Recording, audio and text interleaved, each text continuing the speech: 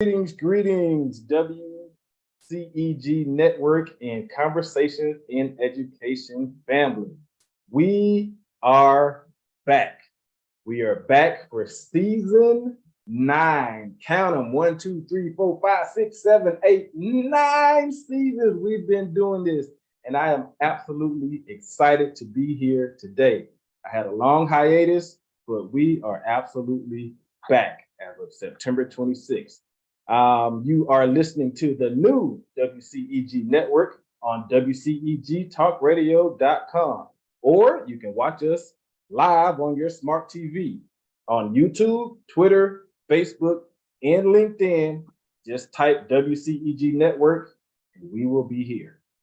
I am Vincent Cheeks, your host of Conversations in Education for the next hour or so. We are the worldwide community empowerment group where we speak life into the community. Okay, so please make sure you subscribe to our free YouTube channel under WCEG Network. Like, follow, and connect with us on Facebook, Twitter, IG, and LinkedIn. Make sure you tell a friend to tell a friend. Make sure they join on into the conversation as well. We have new platforms for your mobile devices on Apple iPhones and iPads. Go to the Apple Store, search WCEG Talk Radio. Apple TV, search WCEG Network. Apple Watch, search WCEG Network. On Android mobile phones and tablets, go to the Google Play Store and search WCEG Talk Radio. Last but not least, the topics and opinions are those of the show host and the guests, and not WCEG Network. Thank you for your continued support. It is greatly appreciated. Okay, and with that being said, we're going to dive right into the show. We have a two-part show today, two separate guests, but they're all one family. I'm going to introduce my first set of guests, and then I'm going to make a couple of announcements, and then we will get right into the interview. All right, my first guest is Adonis Sawyer. Adonis, please. Hey there, how you doing, sir? Good. Speak up a little bit. Good. You're good? All right. And my next guest is Alston Sawyer. Hey there, how you doing, Alston? Good. That's good. That's good. Starting with you, Adonis, can you just tell us what grade you're in and what school you go to? Uh-oh, we can't hear you. Why can't I hear you? Say that again, Adonis. I'm not hearing you. I don't know why I can't hear you on the audio. And Alston, what grade are you in? 7th grade, and I go to Sandtown Middle School. You go to which school? Sandtown Middle School. Do y'all go to the same school? Yes. But Adonis, you're in 6th grade. Alston, you're in 7th grade. Right? Okay. So you're here because you participated in the KLG Variety Showcase back in July, correct? Yes. Yes, and it was a wonderful event. It was it was my second annual KLG Variety Showcase that I have worked with. And it was a great show. It was an absolutely great show. We are building momentum. Shout out to Mr. Kenny, aka Kenneth Green, who is the mind behind the KLG Variety Showcase. And the L stands for Leon because both of our last name is middle name is Leon. So we're gonna get right into it, fellas. Starting with you, Adonis. First of all, I want to know, do you like school?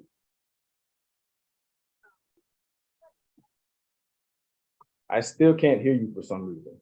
Why am I not hearing you when you talk, but I hear Austin? Answer the question again. Do you like school?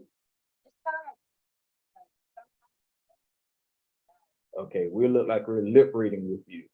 Mom, Keisha, if you're there, I'm having trouble hearing Adonis.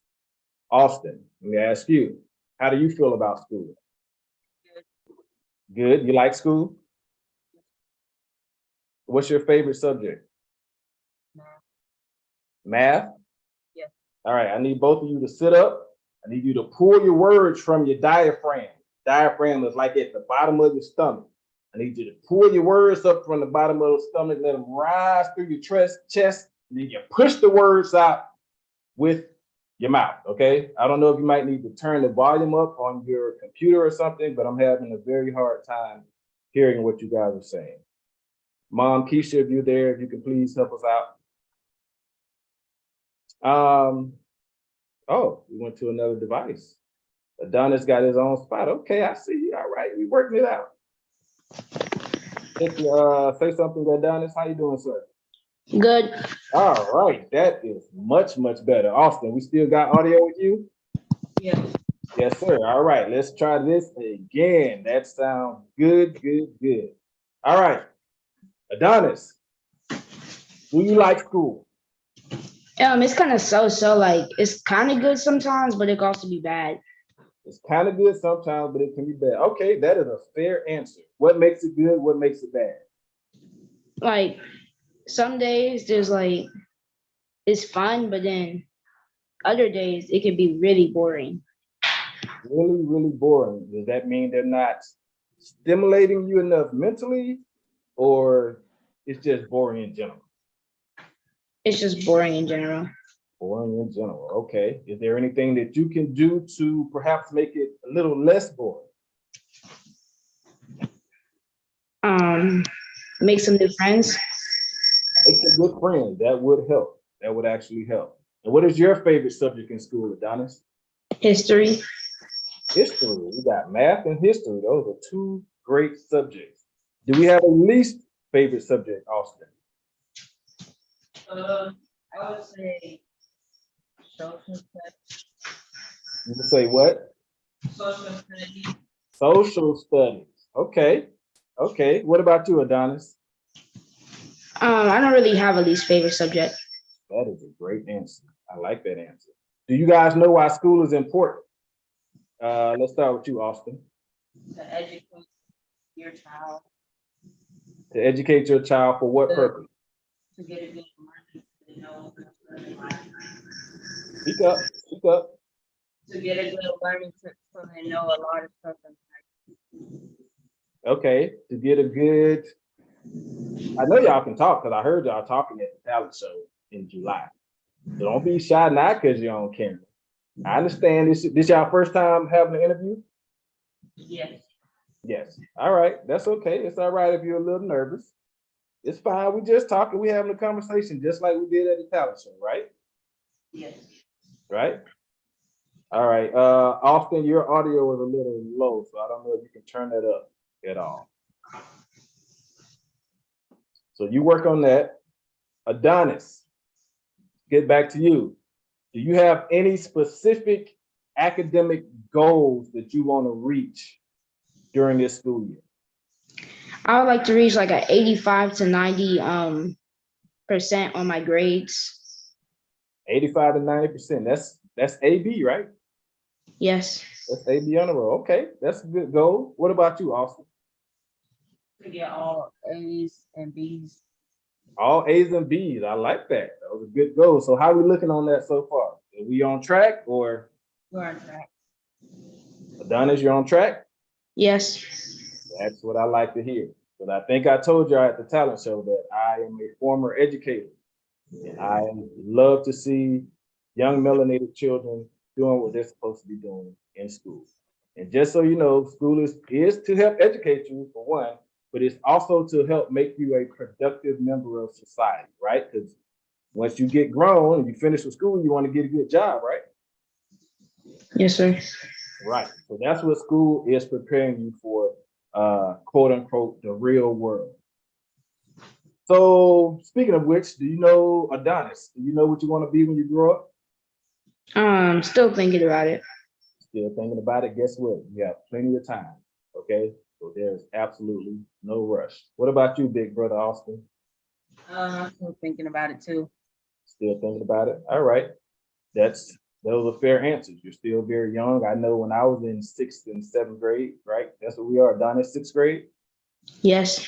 And Alston 7th. When I was in 6th and 7th grade, I had no idea what I wanted to do when I was grown. When I graduated high school, I had no idea what I wanted to do when I was grown. When I graduated college, I had no idea what I wanted to do when I was grown. But yet here I am. Okay, we're here, so it's gonna work out for you. There's no rush. So let's get into the art stuff a little bit. We're gonna talk about the talent show and what y'all did at the talent show. So Adonis, tell me what your, outside of being incredibly smart, tell me what your gifts and talents are. I'm working on playing the flute, so Okay. I can also play the piano very good. And All right. singing Flute and voice, piano. What was the last part? I think my singing voice is good too. You can sing.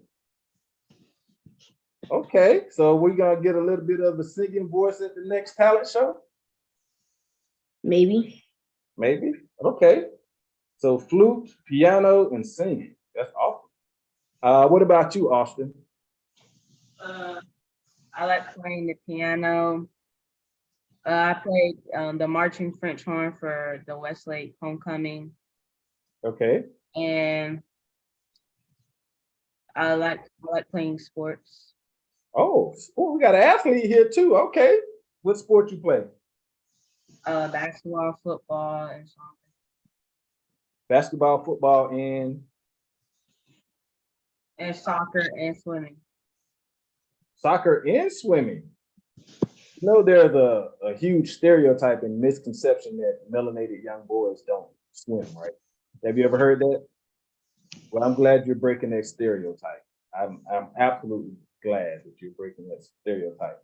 So out of the 4 sports you just named, basketball, football, swimming, and soccer, right? Yes. Which one is your favorite? It's either basketball or football. I can't really choose over those two. Okay. What position you play in basketball? I don't know all the positions because I did summer camps of it, Okay.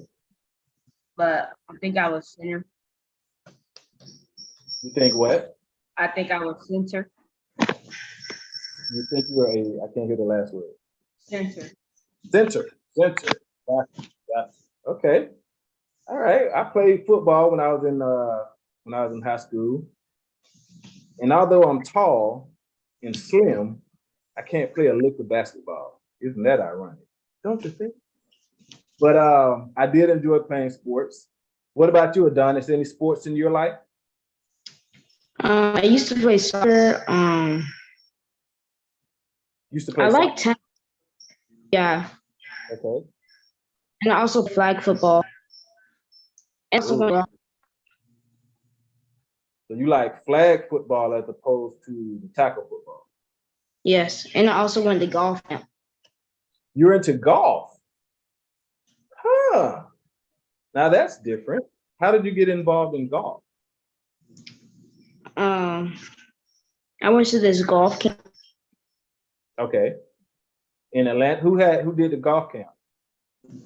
I don't remember the names though. Okay. And how long ago was that? This summer. Oh, this past summer. Yes, sir. Okay. That's pretty cool. And so do you think that's something you're gonna stick with for golf? Maybe. I don't really know. I would suggest sticking with golf because it's probably one of the it's probably one of the least physical sports that there is. There's hardly any contact other than the golfer hitting the ball, right? So Yes. you gotta avoid a lot of injuries playing golf. And you can also make a lot of money playing golf too. So I think you might want to stick with that one. But that's cool. That's great. So you all are intelligent young men. You are multi-talented as far as playing instruments, in playing sports, right? And I think that is absolutely wonderful. It keeps you busy, keeps your body active, keeps you in shape. And that's important. So my next question, fellas, is, and we'll start with older brother Alston. Do you believe in your ability to be successful? Yeah. Both of you said yes. Okay. Great answer. Adonis, what does being successful look like to you? Working hard and teamwork. Working hard and teamwork. Okay, I like those answers. What about you, Austin? I think successful means like having a good job, being nice to other people, even though they don't have a lot of money. What was that last one? Being nice to people. That they don't have a lot of money, or even being nice to everybody. Being nice to everyone, even if they don't have a lot of money. Yeah. I like that. I like that. Now, it's good that you all have those mentalities, and it's good that you all use words like teamwork, working hard, and having a good job. All of that does encompass being successful. So let me ask you this, because I talk to a lot of students. I do career days at different schools, and I have an anti-bullying program. So I talk to a lot of students, right? And most children who are involved in sports or entertainment tell me that they want to be an athlete or an entertainer, right? Is that a dream of yours, to be either a professional athlete or a professional entertainer? Austin, what about you, Adonis? Sure, maybe, because I'm still thinking about mine. You still thinking about yours? Okay, that is, look, there's no rush. You have plenty of time to decide. But my follow-up question to the athlete and entertainer is, most of the times I ask students,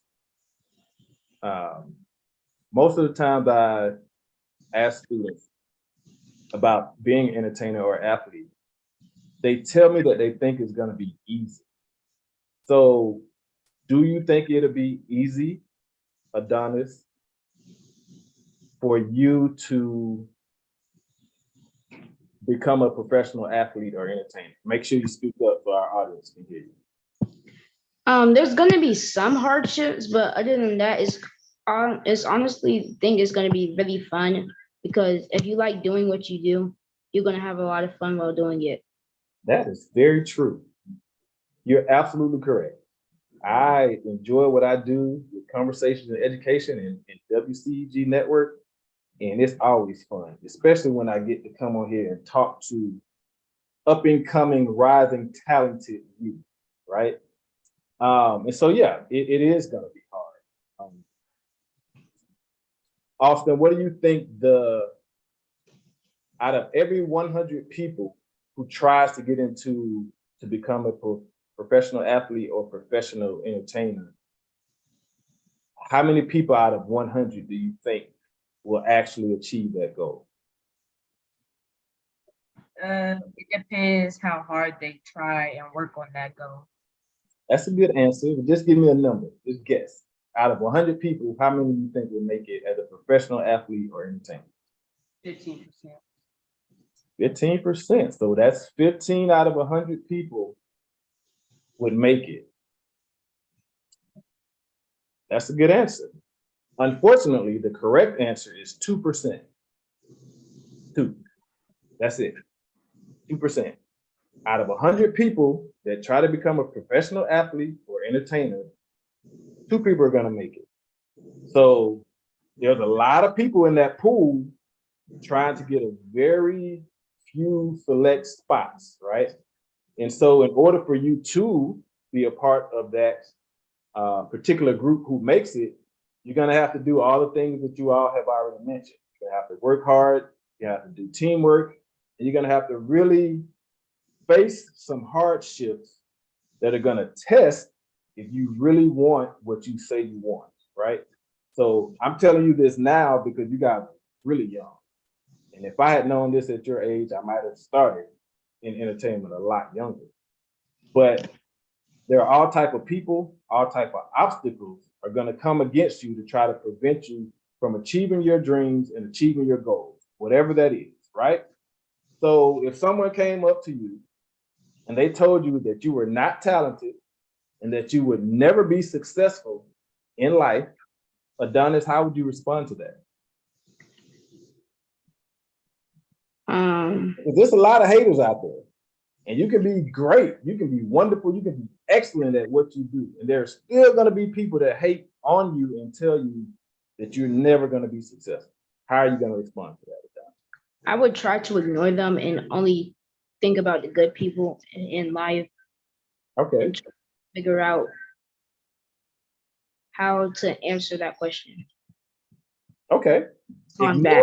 Ignoring them is a great start, because that's one thing that I've had to learn how to do in the pursuit of my dreams is we call it blocking out the noise, blocking out the outside noise.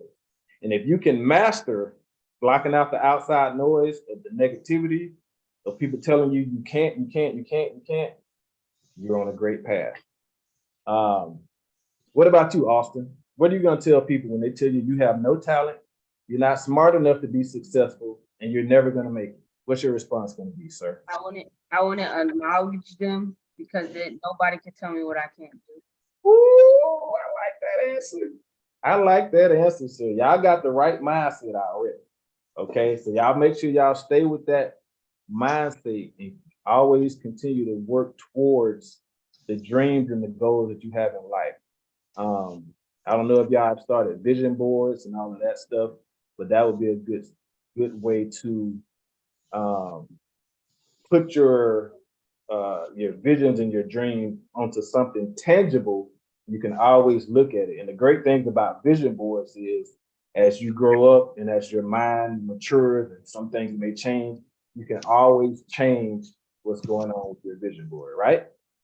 Yeah. All right. I like y'all some smart fellas. Y'all some smart young men. I like that. I like that. Mom's doing a good job with you all.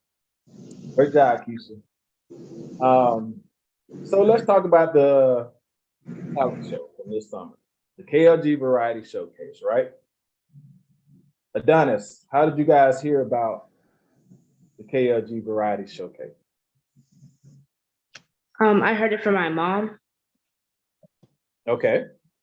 And she asked y'all if y'all wanted to participate, Alston? Yes. Yes.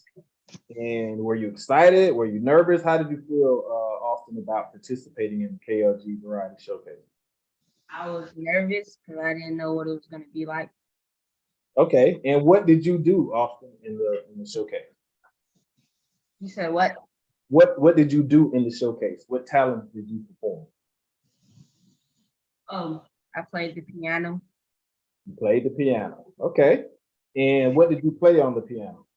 Lift every voice and sing. Well, say that again.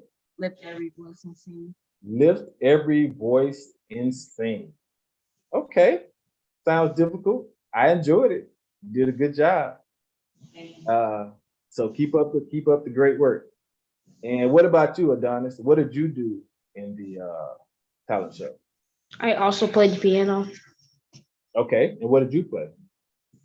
I played Money Can't Buy Everything. Money Can't Buy Everything. And who do you know who that's by? Who's that by? I forgot. Okay. Well, let me just say, you both did a great job. And Alston, you mentioned being nervous, right? Because you didn't know how it's going to be, right? Was this your first, Alston, was this your first time participating in the talent show? Yes. Yes. What about you, Adonis? Was it your first time participating in the talent show? Yes. Okay. Now, Alston, you mentioned you were nervous. What did you do to help you get over your nerves? Before it started, I was playing it over and over and over. And Okay. I was trying to calm myself down. So you just kept practicing it over and over again, playing and make sure you had everything up here that you needed, correct? All right. That's one way to get over nerves. What about you, Adonis? Were you nervous? Um, kind of, but then I felt like it was going to be fun and a good way to experience myself. And without throwing me too deep in the water, it would work on my self-confidence. Not throwing you too deep into the waters, it would work on your self-confidence. What do you mean by that? Without throwing you too deep into the waters? Like, you know how people like want to push you into stuff that you don't want to do? Right. Yeah. You're out of the complete comfort zone without you knowing what it's going to be like. But it helped me. It boosts my self-confidence in myself and my ability to learn from my mistakes. Awesome. I like that answer. Man, y'all some intelligent young men. I'm very impressed with hearing you all speak. So Adonis, how did you feel about this performance once you actually did your piece? I felt good about it. I felt like I accomplished something. You did accomplish something. You made the people feel good because everyone in there enjoyed it. Everyone. What about you, Alston? How did you feel about your performance? I think a lot of people liked it, and I thought I did a good job. You did. Both of you did an excellent job. So make sure you keep practicing. Keep up the great work. All right. I'm very proud of you two young men. So we're coming to the end of our interview here. Alston, are you going to participate in the showcase next year? I don't know. You have to see. You're gonna have to see. You have to check your schedule and see what you got going on. You know, you're gonna be going to the 8th grade and stuff. You might have a whole full summer of event coming up. What about you, Adonis? You want to be in the show next year? Same for me. I would like to check my schedule and see if I want to do it again or if I'm available. It's time. Mr. Kenny says these two young men are so talented beyond measure. How does that guys make you feel? How does it make you guys feel? Good. Good. It should make you feel good because you are. And that's one of the things I like about the KLG Variety Showcase. It's done at the South Fulton Library, which is on 4055 Flat Shore Road in the city of South Fulton in Union City, Georgia. But because it's at the library, it's a very quaint, small and quaint feel to it. So like Adonis said, it wasn't this big, huge production that he may not have been ready for. It was a small, quaint production. I think we might have had 20 to 30 people in the audience. And you guys did your thing. You came there to do a performance and put on a show, and you did that. You did an excellent job. So I commend both of you for what you're doing and keeping up your grades in school. Okay, that's the most important part. So Adonis, do you have any advice for any other young people who may be shy about performing or sharing their gifts with others? Don't be shy. I think you would be really good at what you do. You just need to boost up your self-confidence so you can do well. That confidence thing, that's it right there. What about you, Austin? You got any advice for any young up-and-coming performers? Because y'all, next year, if y'all come back, y'all gonna be veterans. So what advice do you have? I would say don't let other people think you can't do your dream thing, and don't be shy because it will all work out in the end. It'll all work out in the end. Don't let other people dissuade you from pursuing your dream. Man, y'all some intelligent young men. I like that. So before I let you go, got one more question for you guys. And then we're going to transition you guys out and bring your mother in. And while we're doing that, I'm going to go over a news story that I recently heard that disturbed me. So, final question for you guys. Do you all have any other performances or events coming up? Adonis. I don't really know yet. So no. Okay. What about you, Austin? I don't know when it is, but we're playing a song in band. It's we just got the song today, so Okay. I'm reading over it Okay. so I can play it well. And so this is going to be a song for a school function. Yes, Okay. it's in the band. Okay. Well, I wish you the best with that, and I wish you all the best in your future endeavors, and continue to do well in school. Continue to be confident. You guys did a great job back in July at the showcase, and you all did a great job verbalizing yourself and expressing yourself in this interview. Okay, you guys keep up the work, good work. I appreciate you guys. Hopefully, I hope I will see you all again next year in the KLG Variety Showcase. Real quick, I want to shout out Marisol and Jacqueline Halford, who were in the show last year, and they were also in the show this year with you guys, and their mom, Michelle Halford, because they did a great job last year. They did a great job this year.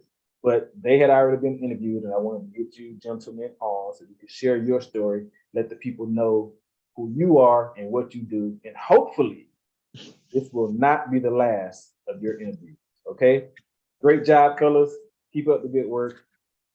Transition out, bring your mom in, and we will talk to you soon, okay? Thank you. Thank you. Bye. Peace. Peace.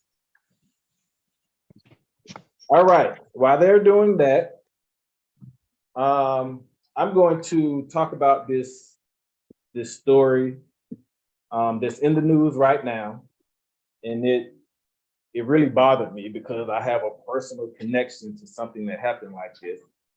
And it is the story of, well, first of all, let me say, I have a new segment that I'm introducing right now. Okay, the new segment is called the Dunce Corner. I don't know if a lot of you all remember the dunce cap that they used to do back in the 50s and the 60s, where they put the little that was for the students who were supposed to be a little less smart than the others. They would make you wear this hat that said dunce, and they would make you sit in the corner, right? Wasn't very nice. A long time ago, thankfully. I'm glad they don't do that practicing. But I'm gonna bring back the dunce corner, and I'm gonna tell you who's gonna be my first honoree in the dunce corner. The story is out of Mount Bellevue, Texas, and it involves a young melanated student by the name of Daryl George. Daryl George is 17 years old. He's a melanated junior at Barbers Hill High School in Mount Bellevue, Texas. He has been suspended for 2 weeks and has been in school suspension since August 31st because of his lock hairstyle. Let's say that again. He was suspended from school for 2 weeks. And when he came back on August 31st, they put him in school suspension because he has a lock hairstyle. Now, the district is saying that his lock hairstyle violates the district's dress and grooming code. The code states that male students' hair will not extend at any time below the eyebrows or below the earlobes down here. The school told the family that if Daryl doesn't cut his hair, he will be placed in a disciplinary alternative education program, which is an alternative school usually reserved for students with behavioral problems. This student has no behavioral problem whatsoever. So in response to that, Daryl's mother, Darisha George, and the family attorney have filed a lawsuit.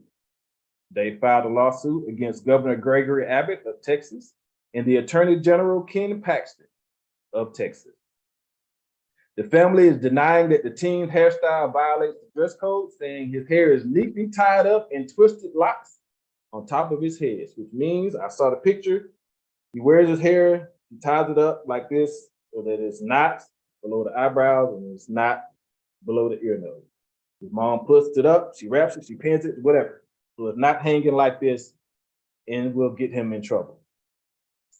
So the family filed a lawsuit and they're saying that because of this ongoing suspension with Daryl,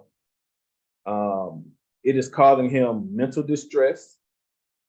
He has to go into this in-school suspension room. He has to sit on a stool for 8 hours, and he's not being fed the hot lunch that he qualifies for. They give him some cold sandwich and some other stuff.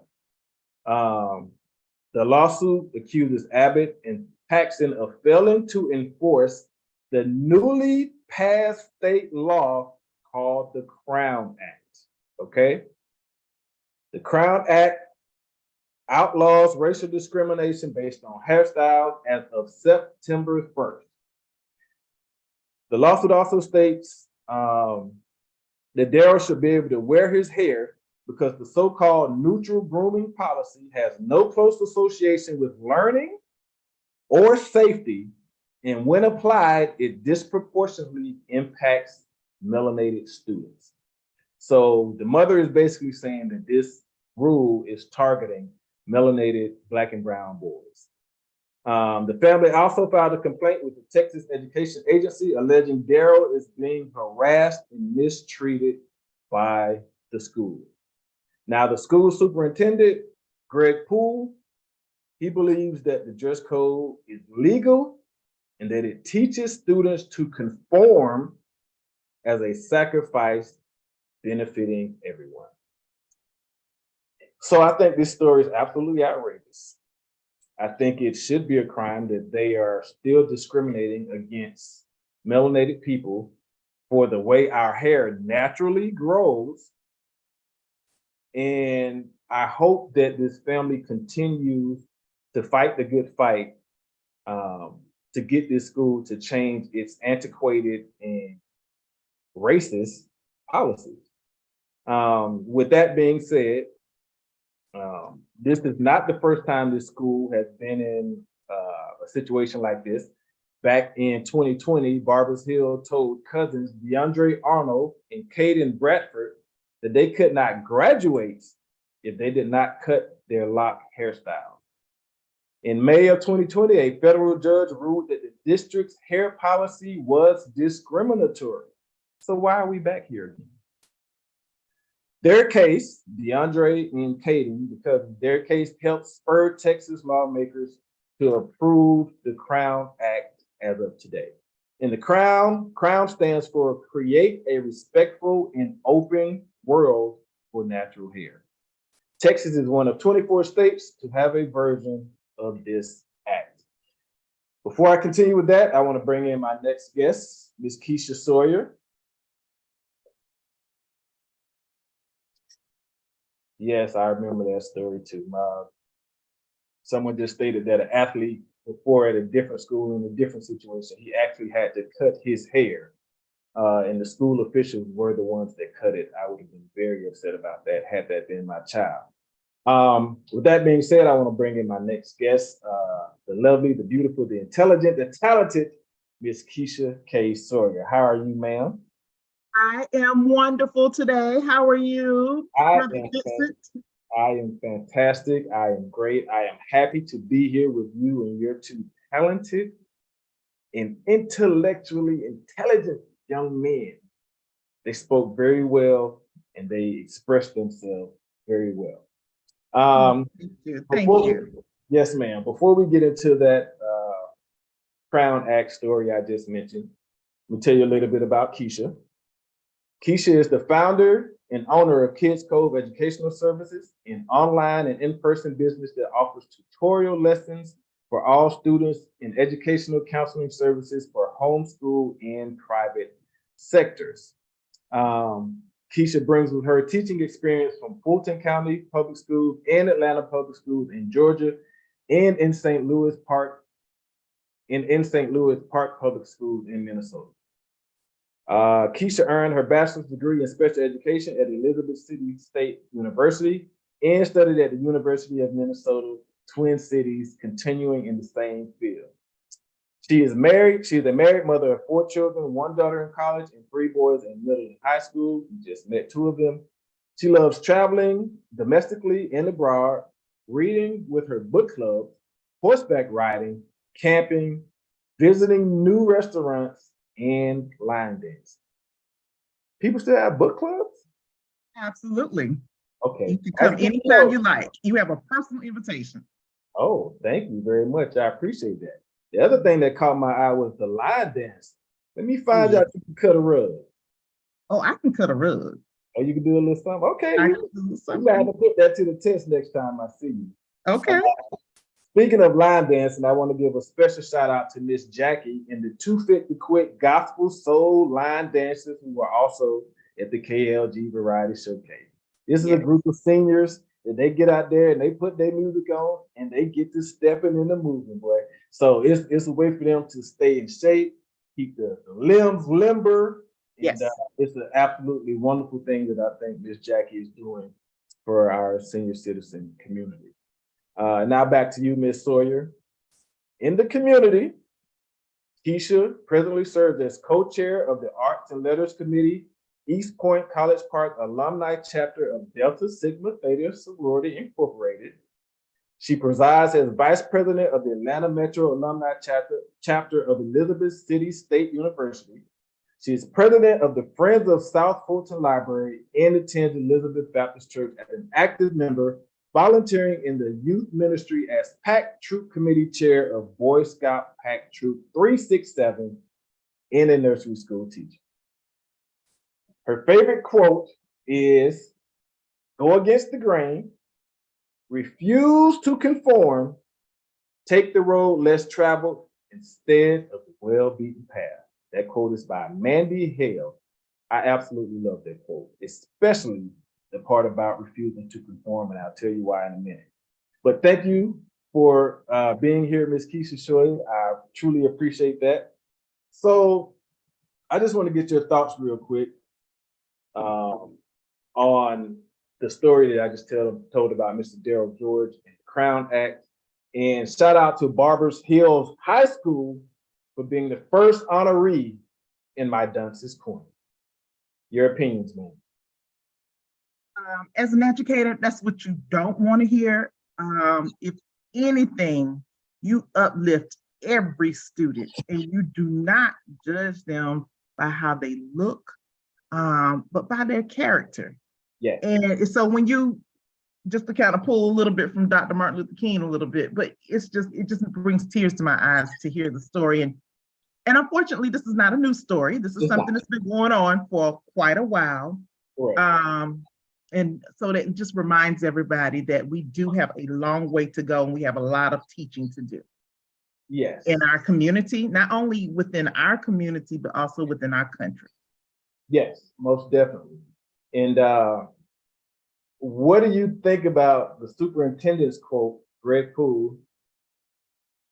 Mr. Kenny told me to tell you hi. What do you think about the superintendent's quote from Mr. Greg Poole, who says he doesn't believe the dress code is illegal and that it teaches students to conform as a sacrifice benefiting everyone? Well, you know, I can't agree with that. You heard my motto, so that doesn't work for me. It's disappointing. Again, even from the bottom to the top, we have a lot to teach. Yeah. And it's very, very unsettling that you hear that type of response from leadership. Very disturbing. He is the top of the, he's the superintendent. Yes, he is. So that just reminds us of where we are as a people, where we are in our country, and how some of our leaders think and perceive certain behaviors and acts, and just how they perceive us as a people. So it's just very, very, very unsettling. Right, because according to them, the lock hairstyle is unkempt, it's dirty, and it's unprofessional. My hair is not dirty. My hair is not dirty either. I wear my hair in its natural state. I embrace my hair. I love my hair, and we should we do not complain about their hair or any other ethnicity's hair. So, right, exactly. And so here is my biggest issue with this fiasco of a story, because it still highlights the level of racism that still goes on in this country, because everybody thought after Barack Obama got elected president that racism was a long thing of the past, and that's so far from the truth. But I have a personal connection to this story. When I first moved to Atlanta in 2000, I worked for an insurance company. I'm not going to say the name, but maybe you can figure it out. I call them Hate Farm Insurance. I had been working at Hate Farm for about a year in their accounts payable in their accounts payable department. They had a position open for a claims adjuster, right?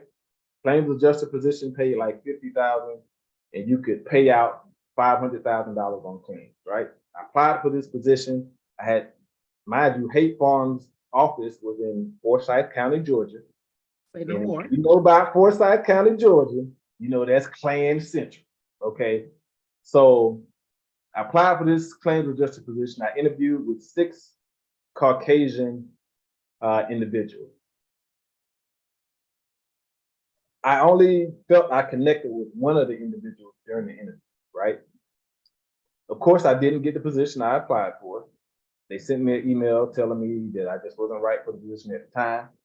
So the one guy I felt I connected with, John, I sent him an email asking him, could he explain to me what I did wrong in the interview and how I can do better. Surprisingly to me, he invited me to come to his office the next day. So the next day I go to his office, and I sit down across from him. He tells me to close the door, we sit down. And he begins to explain to me that the area, Forsyth County, is stuck in the past. He tells me that 5 of the people that I interviewed with, the other 5 people I interviewed with, couldn't get past my hair. They couldn't see past my hair, and so they didn't think I was ready to be in a position like that because of my hair. My response to him was, well, my intelligence doesn't lie within my hair. He said he understood that. Again, he was simply explaining the situation to me. And at first I started getting mad at John, but I didn't. I realized he was really trying to help me out, to be honest. But then I got mad at myself because I felt like I should have brought a tape recorder with me, and I would own half a Hate Farm right now. But the biggest thing to me was the fact that we had just started a diversity program that was all about inclusion and loving everyone for who they are, this, that, and other. And for me, turned out to be smoke and mirrors. And so that situation with me is what started my exit from Hate Farm Insurance. And I ended up going into teaching in Atlanta Public Schools in Bankhead, which was a whole nother issue for me with the Atlanta Public School cheating scandal. But it's just amazing to me that happened to me in 2000, and we're in 2023 now, and it's still going on with our children. And for me as an adult, it was infuriating, and it was kind of difficult for me to wrap my head around. And so as a child, I can only imagine how it's making them feel and what it's doing to their self-confidence. And what will be the long-term effects for this youth? Exactly. That's what makes me afraid. I will also share that the face of Forsyth County has changed a little bit. Okay. It's definitely have had some more diverse integration. So hopefully with that, some great changes have come down the pipeline and will still be coming down the pipeline for that county. Okay, I hope so. But one of the things I want us to do as melanated people, I want us to get out of the mentality of saying, oh, I can't believe it's 2015 and racism is still this. Yeah. I can't believe it's 2020 and racism is still this. Can't believe it's 2023 and we're still dealing with issues of our hair, even though 24 states have passed Crown Act saying you can't discriminate against it. People, melanated people of all hues, racism was meant to last forever. Okay, it was meant to be an ongoing thing. And until we, the people, take active steps into overturning that, not we, the melanated people, because we, the melanated people, didn't create this. We, the people, which is going to take melanated people, Caucasian people, all people, if this is something we truly want to end. But we have to get out of that mentality of saying, oh, I can't believe this, or they're still doing this pertaining to racism, still doing. Racism was meant to last forever. And the sooner that we accept that, it won't be so much as I can't believe this is happening. It'll be more so of, okay, this is happening. What can we do now to better improve our situation and get from under this corrupt system? That's what my mentality has been for a very long time now. So, all right, I'm gonna get off of that soapbox. I wish Daryl George and his mother, his family, the best, because it's a difficult situation. Very difficult. Normally I would say just leave the school, but then it's just gonna fall in somebody else's lap. Somebody has to stand tall and fight for there to be changes made. Just like the previous two, what are their names? DeAndre and Caden, if they had not stood up, there would be no Crown Act in Texas right now. So we have to learn to stand up against hate and fight for what's right. All right. All right. We commend them for hanging in there with the struggle, and know that we are praying and rooting for you and hoping for the best. Yes. And with that being said, I can't believe we're almost at 7 o'clock. Miss Penny, if we can get a little extension, it would be greatly appreciated. Because Miss Sawyer has some things she wants to talk about pertaining to the Boy Scout Troop 367, correct? Absolutely. All right. Well, let's dive into that. Let me woosah for a minute. Correct. So I'm going to come and say 400 years of slavery cannot be erased. Okay. No. That's exactly what they're trying to do. I don't want to say I have. There's a governor here in Florida named Ron DeSantis, who is totally trying to erase Black history here. And it's because, for some reason, this generation of Caucasian, someone said, put DeSantis in the dunce corner. He might be my next one. But he's basically trying to take us back to the early 1900s, I suppose. He wants to get rid of critical race theory. He's getting rid of AP, African American history classes here in the state of Florida. He's punishing schools that are going against his directives. Like he's on some real dictator stuff. And so, again, that's why our fight will always be ongoing, because there are always going to be people from his tribe trying to hold down people from our tribe. And we definitely have to stand up to that. All right, let's move on to something more positive. All right, Keisha, let me just say that I went to the website for Boy Scout Troop 367. And when the page opened up, I must say I was in awe. I was in absolute awe because I felt like I was looking at a golden unicorn. It was a Boy Scout troop that was all melanated young men. And I had never seen that before, ever. Wow. I had never seen, and then once I'm sitting there looking at the picture, I was trying to think, in my 48 years, I don't think I've ever known a melanated Boy Scout. Well, let me give you a piece of history. Actually, the first African-American Boy Scout troop was based out of Elizabeth City, North Carolina, which is where I went to college at Elizabeth City State. And this dates back in the early 1900s. Okay. 1900s, rather. Yeah, now that is news to me. Yes.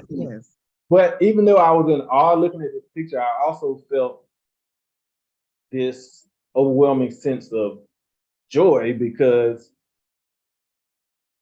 the picture showed me that we moved away from what I knew the Boy Scouts of America was, which was primarily Caucasian children. Again, I've never known a melanated Boy Scout. Well, let me tell you a little bit about how I got started with Boy Scouts. My grandfather was the scoutmaster of our Boy Scout troop in my at my church in North Carolina. Okay.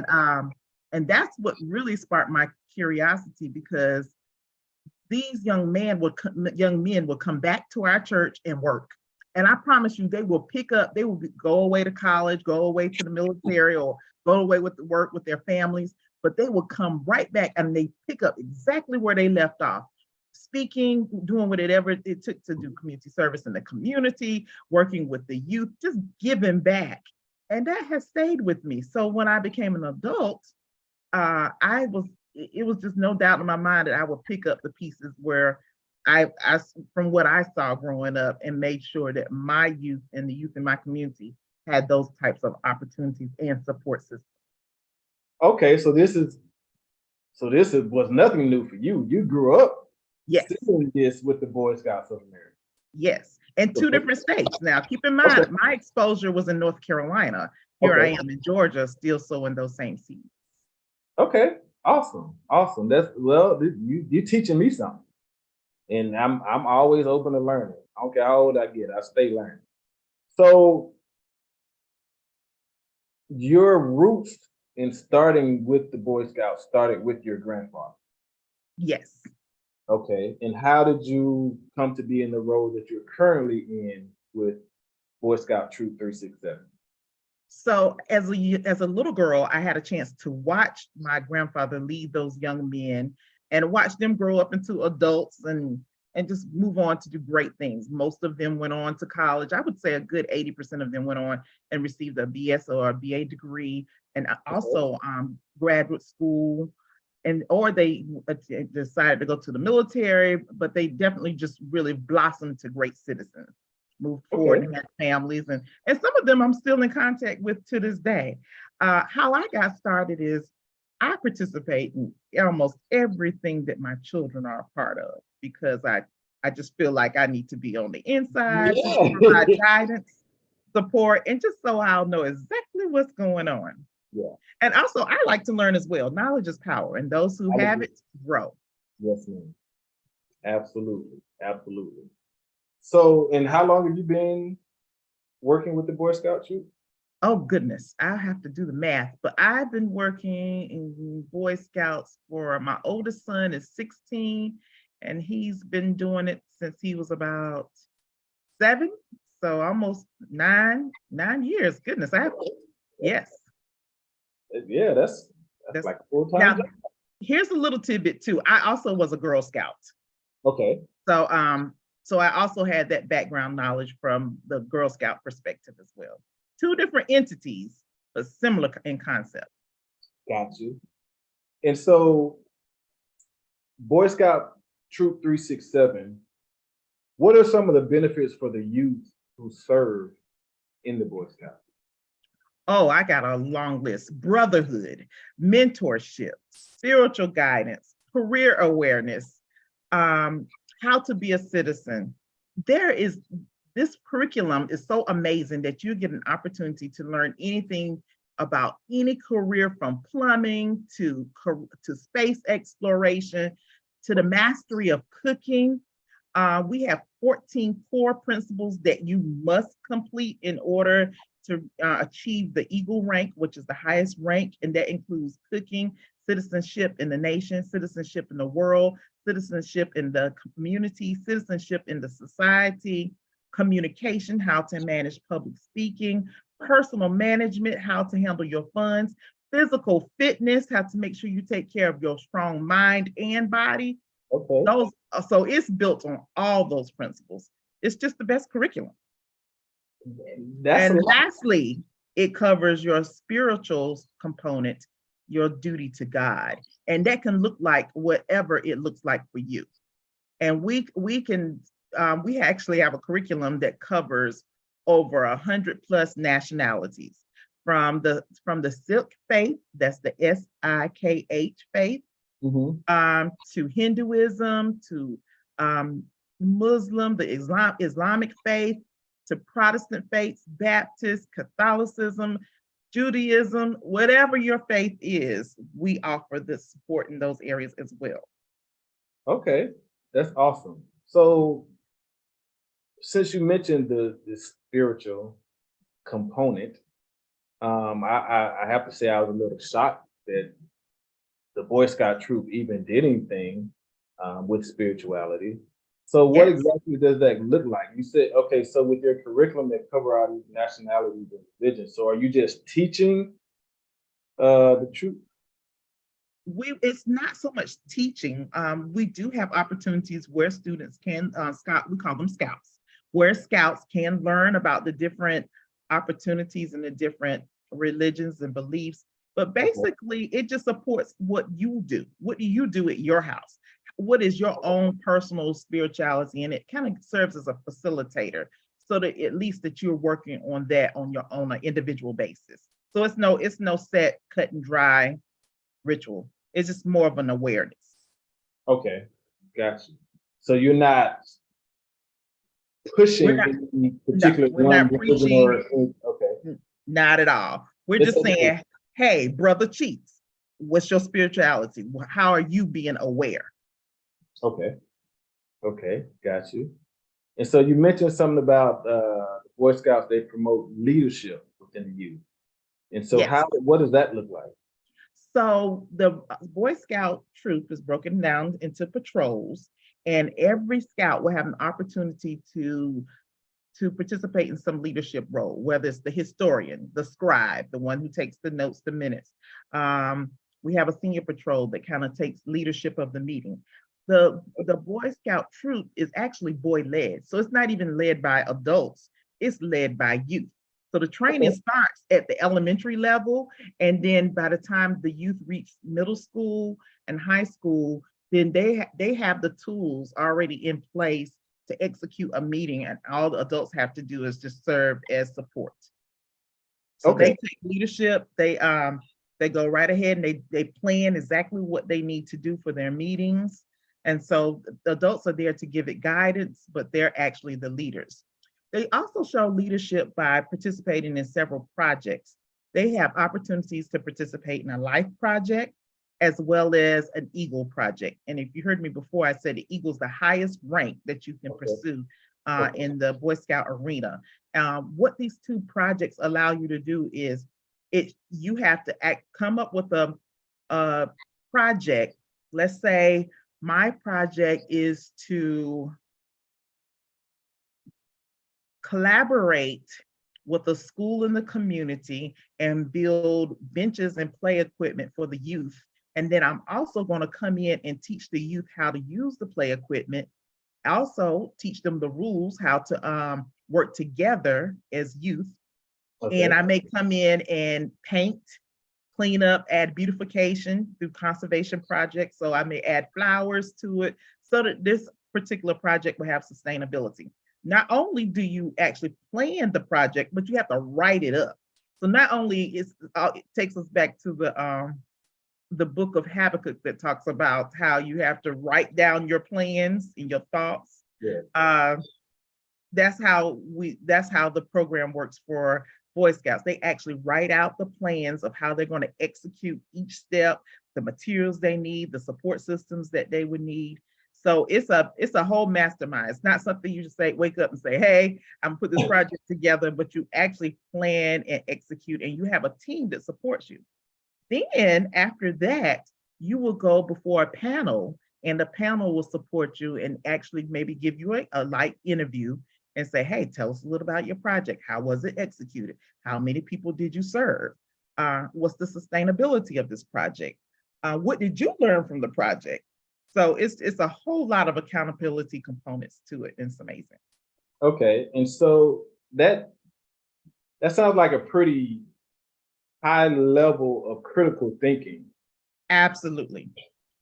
And that's very important. What you just described to me sounded like some type of college project. It sounds like a thesis is what it is. And that's Yeah. what I teach. what I explained it to our parents and our project coaches, which is another support piece that's in place.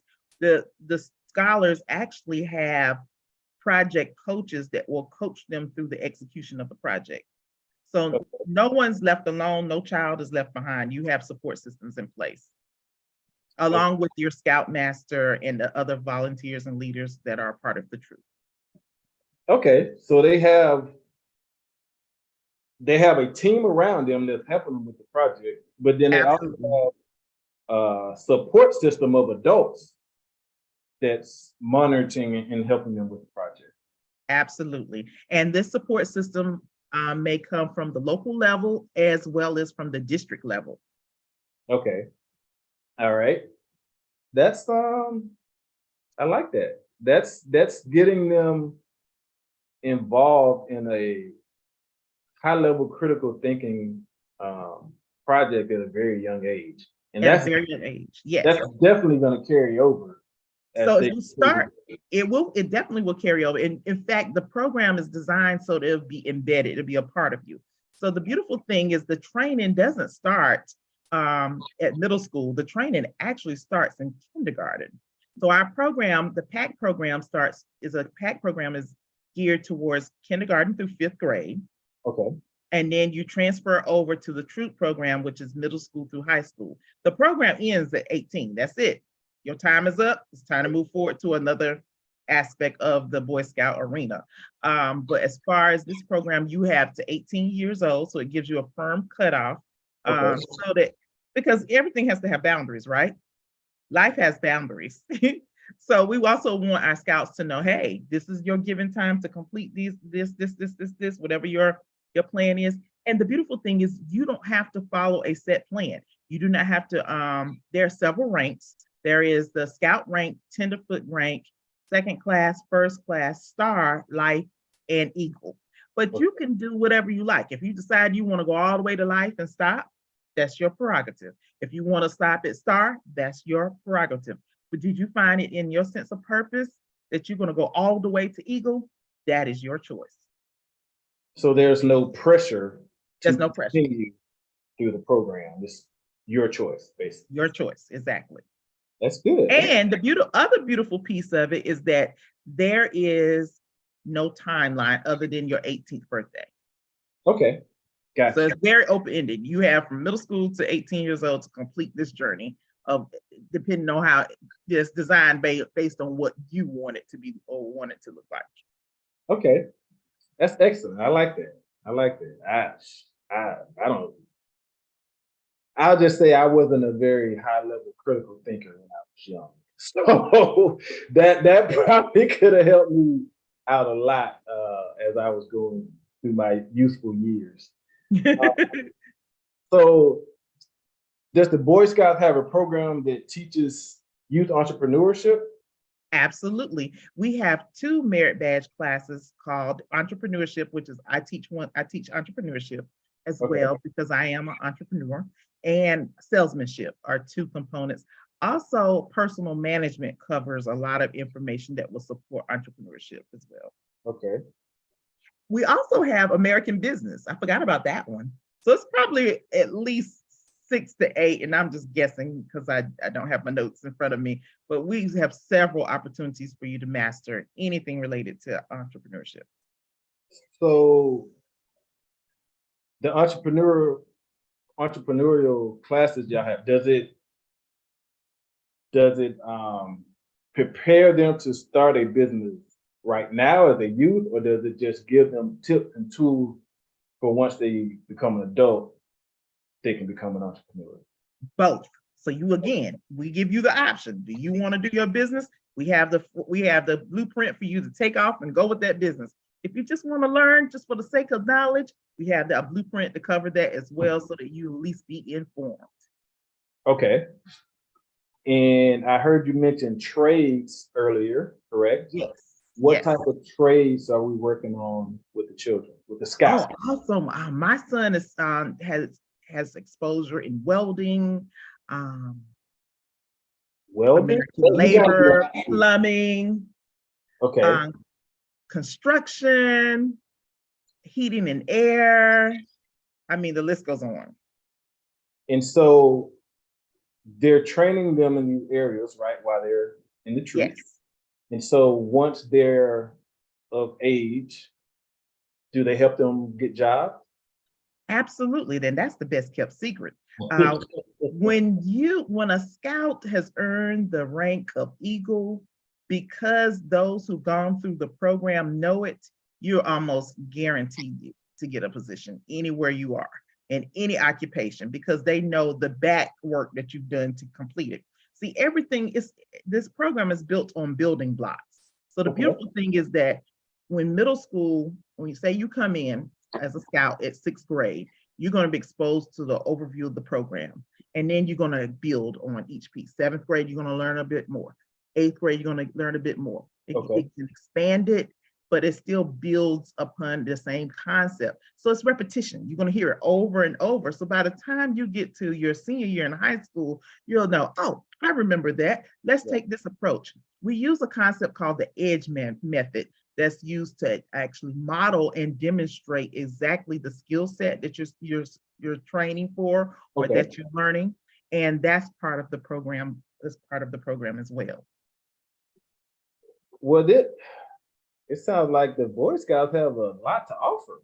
We have a lot to offer. We really do have it going on. Listen, I had no idea all of this. I thought Boy Scouts sat around a fire and made s'mores and went camping a lot. That's how. And they do that too as well, because another component of Boy Scouts is wilderness survival. If anything should happen and you are without electricity, how do you prepare food? There's a component that teaches about plant identification. There is a component about gardening and planting. In fact, our troop is currently working with in partnership with Elizabeth Baptist Church, who has an urban farm located right in the heart of Atlanta on the infamous Cascade Road. So yes, the mission is to make sure that men can survive in any situation, that they have tools for survival that will not only protect their mind, body, and soul, but also the physical, the mental, so that they can feel comfortable being a leader, a citizen, a father, a husband, or whatever you decide to do, a leader, a corporate leader, an entrepreneur, whatever you decide to do, you have the tools to execute with excellence. So do you have like an adult wilderness survival class that I can take? Because actually we do, and I'm going to pull you in. In fact, I'm going to give you a personal invitation for you to come out to one of our meetings next time you're in town. We would love to have you on board, and actually you have a great skill set to share as well, because you absolutely. Okay. So yes, and we do have several classes that you can take. Some of them are no cost. So yes, absolutely. Excellent. Someone in the question just asked, how does one sign up for the Boy Scouts? Is there a website? What do we do? That's a great question. So what you can do is, if you could Google, and I'll also type it in the chat box before we leave today. You can Google National BSA, Boy Scouts of America. And if you go to the main website, there's a link that you can click on, and you can type in your area code. And so if you type in your area, not area code, but your zip code, and it'll populate different troops and packs for across the country. And not only do we have packs and troops in the US, but we also have them abroad. We have them in Korea. We have packs and troops in other countries as well. Wait, the Boy Scouts is international? We are international. And not only that, we have conventions that in which our scouts get together. I think it goes every 2 to 4 years. We're kind of off track because of COVID, but my oldest son was able to attend our national jamboree, which was held at the summit at Beshel Reserve in West Virginia. So he actually had an opportunity to camp with thousands of other scouters from across the country. And it was a beautiful road trip. He enjoyed it immensely and learned a lot walking the mountains of West Virginia. Okay. Awesome. Man, the Boy Scouts doing a whole lot here. Yes, and I really learned. I have developed a love for hiking, and that's one of my passions. So we do a lot. Actually, it's a great way to commune, have a spiritual commune, and become one with nature. It's a beautiful experience.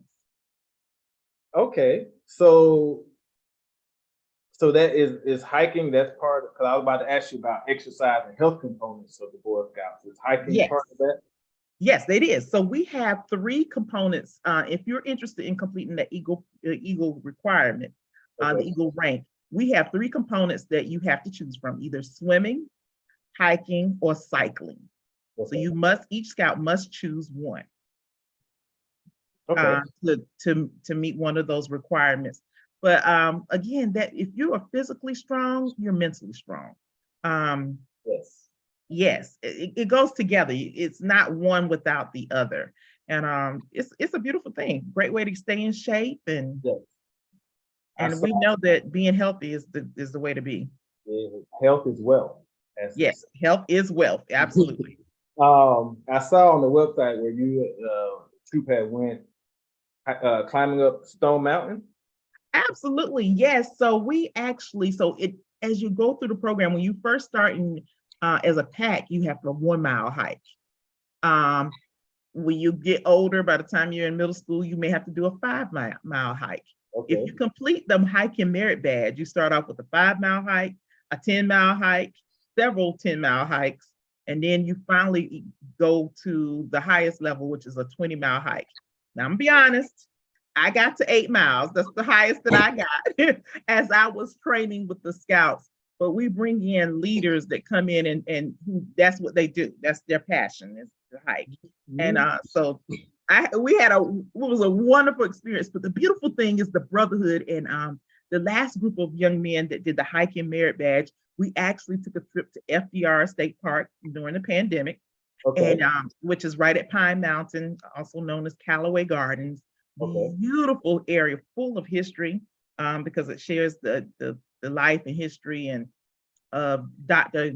Franklin Delano Roosevelt, which I know Eleanor is popular on your side of town over there in the Florida area. And the boys walked from one end of the mountain range to the other end. It was a day's hike from 8 in the morning till about 8 at night, nonstop. But but it was beautiful. And let me tell you, when those boys come together, they have stories to tell each other because they had to read the tree markers. They had to stay on the path. They couldn't get lost. They couldn't leave one another. They had to encourage one another. When one would get tired, they'll say, okay, now remember our strategies. Remember our breathing techniques. Don't forget to drink your water. Let's stretch. So it's a beautiful thing, but they have a lifelong story that will tickle their hearts and souls for many years to come, because they have an experience of a lifetime that they'll never forget. And that's unique to only them. Right. That's excellent. And I heard you mention 5 mile walk, 8 mile walk, 20 mile walk. Yes. You want to be able to get a half a mile. Okay. Well, but see, if you start our program, we'll get you started and we'll start training you. And after a while, you'll loosen up and you'll get good at it. Okay. And you'll impress yourself. I do like impressing myself. Yes. And it's a great challenge. And we've also had a chance to kind of also tour our parts of the state. We visit Red Top Mountain, Panola State Mountain, which is not far from Decatur, a wonderful Black History Trail located at that site, Arabia Mountain. So it gives our exposure to our young men to other parts of the city and the state. So it's just a win-win. I'm big on travel. Travel is a great way to learn. It is. You're absolutely right. Now, someone asked if I know you mentioned your older son was part of the Boy Scouts, right? Yes. So I have a 16-year-old who's almost done with the program. In fact, he will probably reach his Eagle status by next year. Congrats. Yes. Okay. And what about Alston and Adonis? Are they in it all? Yes. So Adonis he's the youngest. He just crossed over from the pack to troop, and we do an awesome rites of passage ceremony that just really lets them know. Oh yes, they have to cross the bridge, and it's very ceremonial.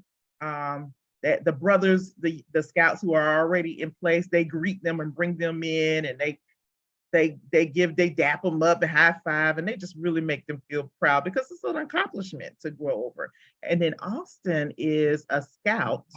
He's at the very beginning of the troop side, and he's almost ready to go up to his next rank. He'll be crossing over to tenderfoot within the next month or so.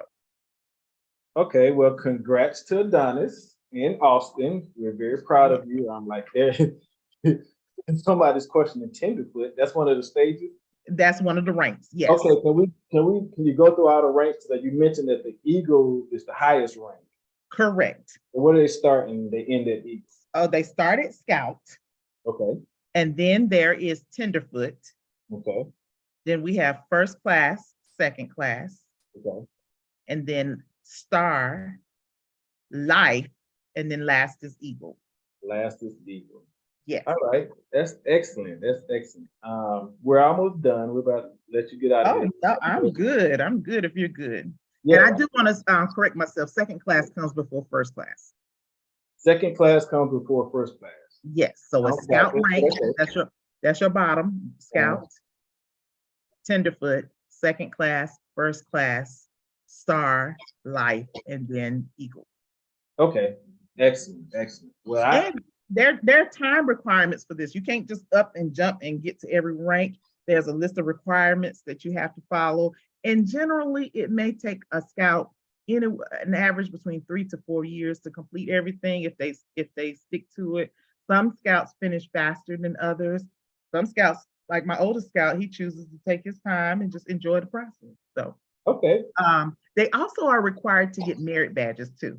Merit badges are those components that I was telling you about, the career awareness. Yes. And so the criteria is 22. I think my oldest son has 79 out of the 136. That's a lot of merit badges. That's a lot of merit badges because listen, knowledge is power. Exposure is the key. So the more you learn, the more you know, the more you know, the more you grow. The more you know, the more. So if the information is out there, you might as well take it and learn it. Yes, ma'am. You're absolutely right. I see where your boys get it from now. All righty then. I like that intellect. I like that. All right, we're coming to the end of our interview. I thoroughly enjoyed discussing the Boy Scouts of America with you, but also learning about the Boy Scouts of America, because I had no idea that all of this went on with the Boy Scouts of America. And the two things, out of all the things that you said, the two things that keep coming to my mind are discipline and focus. Like, it gives them a very, I don't want to say strict, but stringent set of disciplinarian things they have to go through to reach each stage. And then you have to be at a certain level of focus. Yes. Critical thinking you got to have to get through these stages. So I'm impressed. Absolutely. And accountability. And the beautiful thing is the brotherhood helps you with your accountability because you work with a team of brothers. You go, it's an individual journey, but you do it with a team and a group. And I think that makes it all the difference because you've met friends for life. You'll always be able to call on this brother anywhere in the world and say, hey, can you help me with this? Can you help me with that? And you're on the same equal playing field. And I think that's one of the best parts about it. So that's absolutely excellent. And so as much good works as the Boy Scouts do, over the years, there have also been some nefarious things that have gone on with the Boy Scouts. We don't have to get into all of that. But my question is, what steps do the Boy Scouts take now to ensure that children are protected? They have really put some things in place. Okay. First of all, I commend you on your vocabulary. I love the word nefarious. I've been using that term lately with my youth and my students that I work with. I love that. I love the etymology of words. So that was exciting. Luckily, it has not been an issue in our community, so that's been a great thing. But there are several components in place. For example, when we camp, it's very gender specific. We do not camp and use facilities that other For example, there's always a facility for men. There's always a facility for youth. Okay. Just like we have in the school system, we have facilities for our teachers in the teachers lounge, and we have facilities for our youth in the school system. Also, which that piece has always been in place, but it definitely has stricter guidelines that we follow. Also, the tenting arrangements have very, very strict guidelines on how we travel and how we camp. Okay. Lots of individual tenting practices are in place. So they've done a good job, and they also instituted the component Citizenship in the Society, which is a great course and a mandatory course. Okay.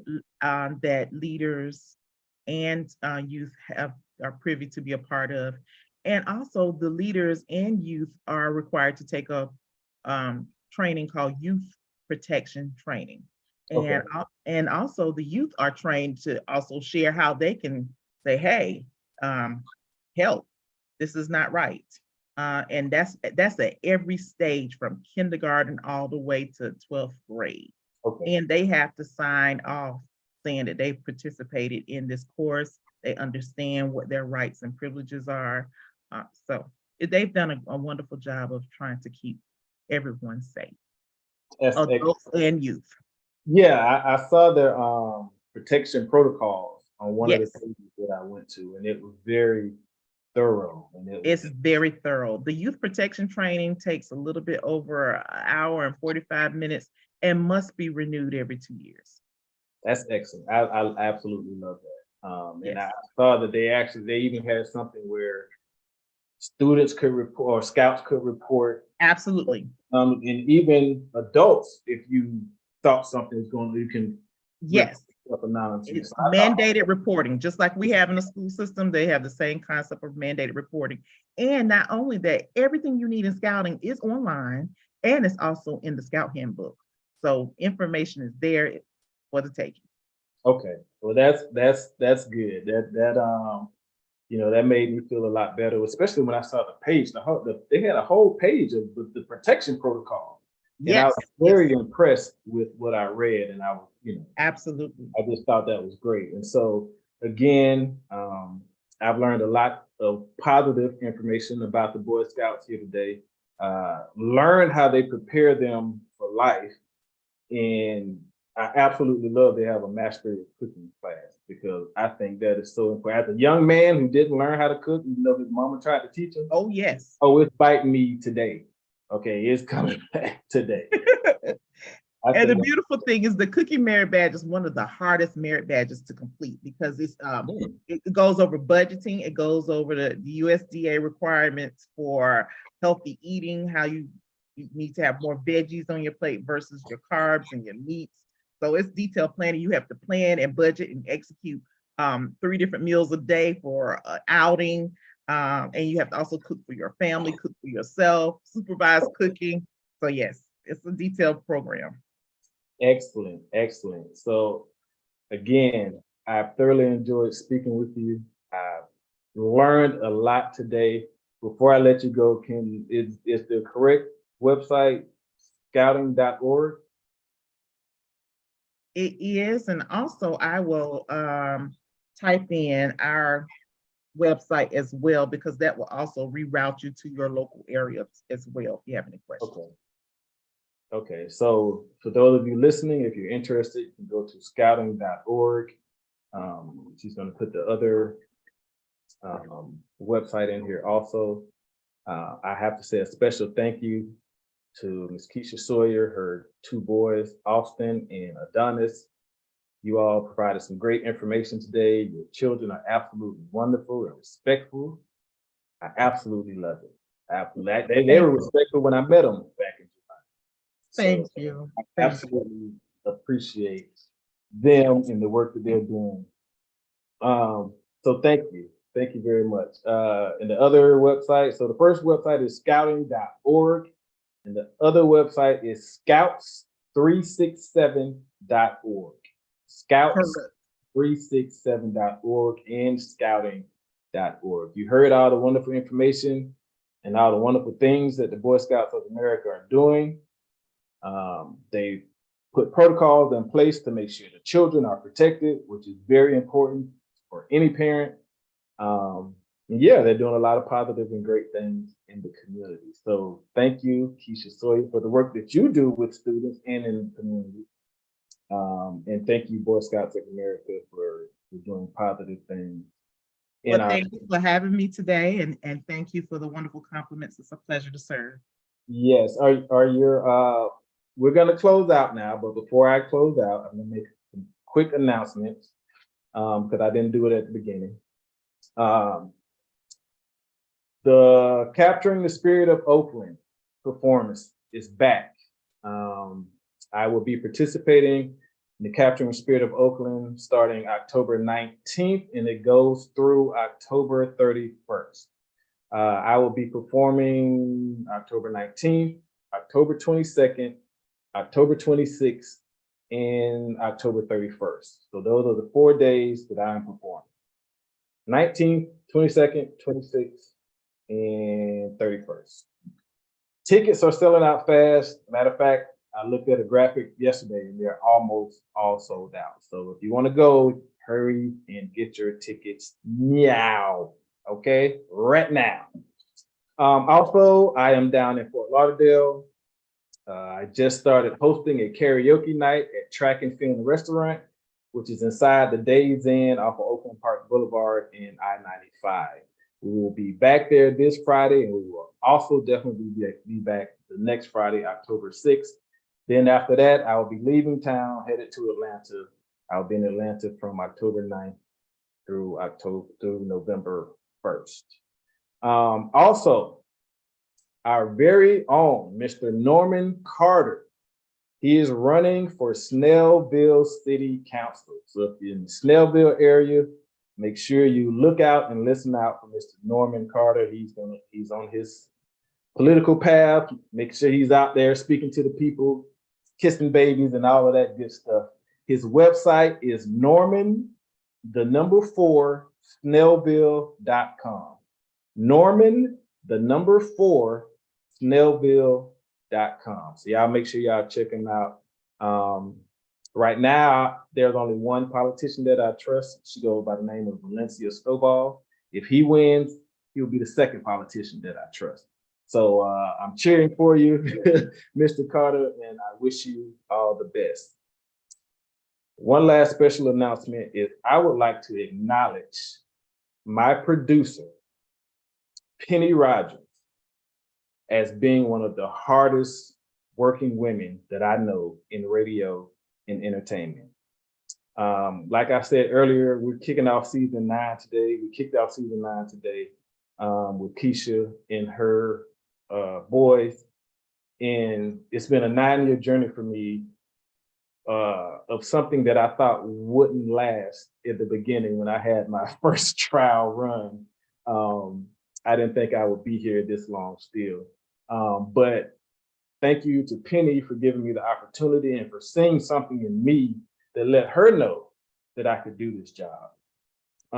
And I've watched her grow WCEG Network from simply a talk radio station to now we're involved in movies, we're involved in TV. She's gotten us on Roku, we're on Apple, Android, we're on 11 different podcast platforms. And we also have 100 channels now where if you have programming, you can buy or rent a channel from us and put your programming on air. I am absolutely amazed at the work that my producer, Pastor Penny Rogers, has put in and how she has grown this company from nothing to where it is today. And we're still not done. We still have a lot of work to do, but I would be remiss if I didn't take this opportunity during season 9 of our hardworking efforts without acknowledging my big sis, Pastor Penny Rogers. So thank you, Penny, for the work that you do with our company. Thank you for the work that we do in the community. And thank you for being a catalyst for speaking life into the community. I appreciate you. I love you. And with that being said, we will be back. I believe our October date is October 17th. We'll be back October 17th. We will have Mr. Norman Carter on, City Councilman Norman Carter, God willing. And then in November, we're going to bring Keisha Sawyer back on, because if you heard me read her resume and all the stuff that she does, we could not get all of that into one show. So we will have her back to talk more about Kids Cove Educational Services and Friends of South Fulton and all the other wonderful things that we do. Thank you for being with us for 9 years. Thank you for tuning into me in conversations and education for the past 9 years. Greatly appreciated. Much love and respect. Namaste. Peace.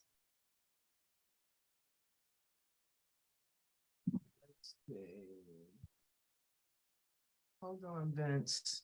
Hold on. Hold on.